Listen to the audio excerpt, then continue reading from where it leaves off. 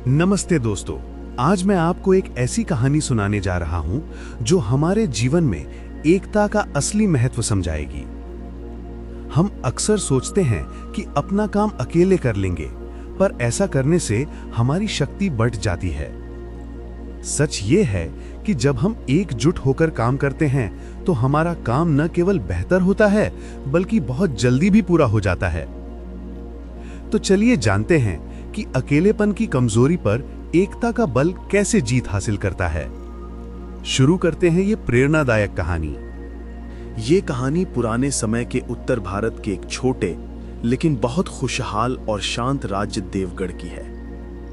राज्य की सीमाएं हरी भरी थीं, खेतों में खूब फसल होती थी और खजाना हमेशा भरा रहता था। महाराज विक्रमसेन यहाँ के नेक और महान राजा थे। वो केवल बहादुर ही नहीं बल्कि बहुत बुद्धिमान, ईमानदार और दूर की सोचने वाले भी थे।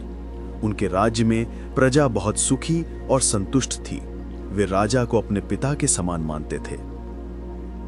लेकिन इस शांति और समृद्धि के पीछे महाराज विक्रमसेन के मन में एक बड़ी चिंता थी। ये चिंता उनकी विशाल और अच्छी तरह से तैयार सेना को लेकर थी। सेना को सबसे अच्छे गुरुओं ने ट्रेनिंग दी थी। उनके पास उस समय के सबसे नए और तेज हथियार थे और हर सैनिक बहुत ताकतवर था। इसके बावजूद उन्हें हर छोटे बड़े युद्ध में हार का मुंह देखना पड़ता था। जीत उनके राज्य के पास आकर भी बार बार वापस चली जाती थी, जैसे कोई अदृश्य कमी उनके साहस पर भारी पड़ रही हो। एक शाम जब आसमान में बादल छाए थे, एक और हार से दुखी महाराज ने अपने भरोसेमंद, बूढ़े और अनुभवी सेनापति वीरभद्र को अपने कमरे में बुलाया। महाराज ने उदास और भारी आवाज में कहा, सेनापति, ये कैसा दुर्भाग्य है। हमारी सेना में आखिर क्या कमी रह जाती है?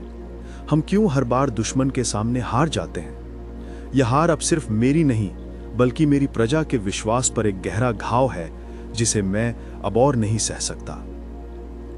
वीरभद्र ने सम्मान के साथ धीरे से सिर झुकाया। उनकी अनुभवी आंखों में दुख, शर्म और गहरी निराशा साफ दिख रही थी। उन्होंने कहा, माफ करें महाराज, मैंने हर तरह से स्थिति को देखा है। हमारी सेना में ताकत, हिम्मत और हथियारों की कोई कमी नहीं है, लेकिन सच यह है कि हमारी सेना में एकता की बहुत बड़ी कमी है। वीरभद्र की आवाज में दर्द था। वे एक दूसरे को नीचा दिखाने की कोशिश करते हैं, सहयोग नहीं करते, छोटे छोटे गुटों में बटे हुए हैं और आपस में मनमुटाव रखते हैं। युद्ध के मैदान में वे एक सेना की तरह नहीं बल्कि अकेले अकेले लड़ते हैं। जहां बल को जोड़ना चाहिए वहां वो बट जाता है। महाराज, ये ट्रेनिंग की नहीं बल्कि हमारी अंदरूनी भावना की कमी है। राजा विक्रमसेन ने सेनापति की बात को बहुत ध्यान से सुना। उन्होंने कुछ देर कमरे में चुपचाप घूमकर सोचा। फिर उनके चेहरे पर निराशा की जगह एक मजबूत मुस्कान आई जो उनके पक्के इरादे को दिखाती थी। महाराज ने मुट्ठी भींचकर कहा, दुखी मत हो और ना ही शर्मिंदा महसूस करो। तुमने समस्या की जड़ बता दी है और मैं इस बीमारी का इलाज जरूर ढूंढूंगा। यह अंदरूनी फूट अब और नहीं चलेगी। मेरी तरफ से तुरंत राज्य के बड़े मैदान में सभी सैनिकों की एक मीटिंग बुलाई जाए। उन्हें साफ बता दो कि यह केवल आदेश नहीं बल्कि राजा का सीधा बुलावा है। अगले दिन सुबह होते ही देवगढ़ के सभी सैनिक राज्य के बड़े विजय मैदान में लाइन से खड़े हो गए। वातावरण में एक अजीब सी खामोशी और बेचैनी थी, क्योंकि वे अपनी लगातार हार के बाद राजा के सामने खड़े होने पर शर्मिंदा थे। ठीक समय पर महाराज विक्रमसेन मंच पर आए। उनके हाथ में साधारण लकड़ी का एक मोटा और मजबूत गट्ठर था जिसे मोटी रस्सी से कसकर बांधा गया था। उनकी गंभीर लेकिन शांत आवाज पूरे मैदान में गूंजी। मेरे बहादुर सैनिकों, आज मैं तुम्हारी शक्ति नहीं बल्कि तुम्हारी हिम्मत और पक्के इरादे की परीक्षा लूंगा।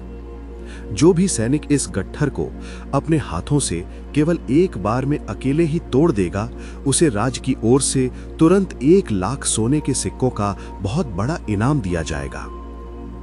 1 लाख सोने के सिक्कों की घोषणा सुनते ही सैनिकों में जोश की लहर दौड़ गई।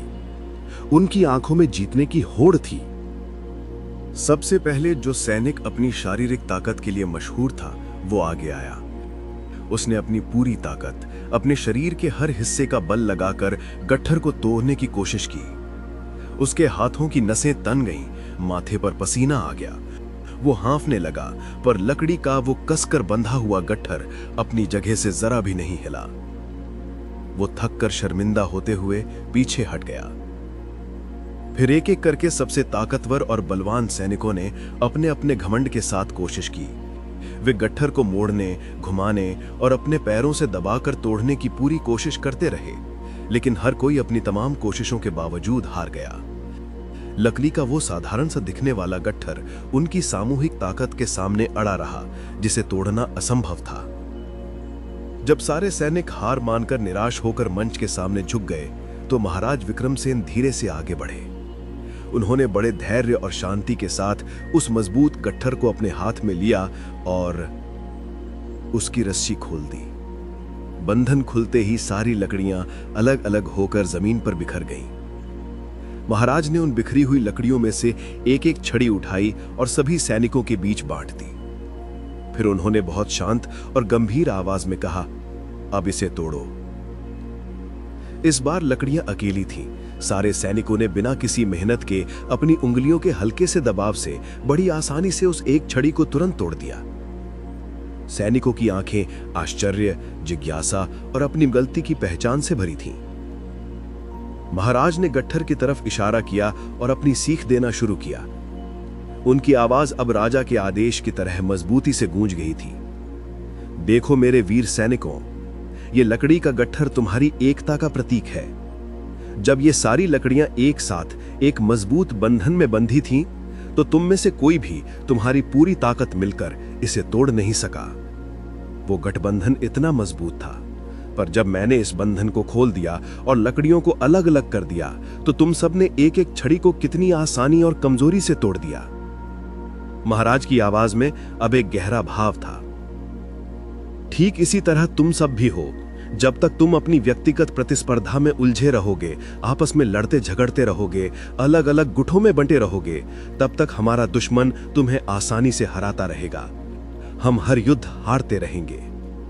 उन्होंने एक पल रुके और फिर घोषणा की, लेकिन जिस दिन तुम अपने मतभेद भूलकर एक होकर एक लक्ष्य के लिए लड़ोगे, उस दिन तुम उस मजबूत गट्ठर के समान बन जाओगे जिसे दुनिया की कोई भी शक्ति तोड़ नहीं सकती। उस दिन तुम अजय होगे। तुम्हारी मुट्ठी में वो ताकत होगी जो अकेले की ताकत से कई गुना ज्यादा होती है। सैनिकों ने राजा की बात को दिल से सुना। उन्हें अपनी भूल, अपने घमंड और अपनी अंदरूनी फूट की गलती का एहसास हुआ। उनके चेहरे पर पुरानी शर्मिंदगी की जगह अब एक नया पक्का इरादा, एक नया बंधन दिख रहा था। एक जवान और जोशीले सैनिक ने आगे बढ़कर पूछा, महाराज, आपने जिस 1 लाख सोने के सिक्के के इनाम की बात की थी, उसका क्या? महाराज विक्रमसेन मुस्कुराए। उनकी हंसी में अब संतोष था। उन्होंने सोने की सिक्कों से भरी हुई एक विशाल पोटली ली और सभी सैनिकों को बराबर हिस्सों में बांट दी। उन्होंने कहा, ये इनाम तुम्हारी शारीरिक शक्ति के लिए नहीं है, ये इनाम तुम्हारी एकता और तुम्हारे नए अटूट संकल्प के लिए है। आज तुमने सबसे बड़ी जीत हासिल की है, अपने मनमुटाव और घमंड पर जीत। ये सोना तुम्हें हमेशा याद दिलाएगा कि असली बल जुड़ने में है, टूटने में नहीं। उस दिन के बाद देवगढ़ की सेना ने एक नया जीवन शुरू किया। उन्होंने आपस के सारे मतभेद खत्म कर दिए। उन्होंने एक टीम, एक परिवार के रूप में ट्रेनिंग ली, एक दूसरे की कमजोरियों को छिपाया और हर युद्ध में एक दूसरे का सहारा बनकर लड़े। इसके नतीजे में महाराज विक्रमसेन की सेना ने फिर कभी कोई युद्ध नहीं हारा। उनकी एकता की कहानी दूर दूर तक फैली। देवगढ़ का झंडा दूर दूर तक जीत की निशानी फहराने लगा और राज्य की प्रसिद्धि और समृद्धि हमेशा के लिए अमर हो गई। ये कहानी हमें सिखाती है कि किसी भी क्षेत्र में, चाहे वो सेना हो, परिवार हो, कोई कंपनी हो या देश, सफलता और शक्ति की नींव हमेशा एकता होती है। जैसे हमारी 5 उंगलियां जब अलग अलग होती हैं तो वो कमजोर होती हैं, पर जब वो एक साथ मुट्ठी बनाती हैं तो वो एक मजबूत और शक्तिशाली प्रहार करने में सक्षम हो जाती हैं। एकता में ही अटूट बल है और अलगाव में ही विनाश छिपा है।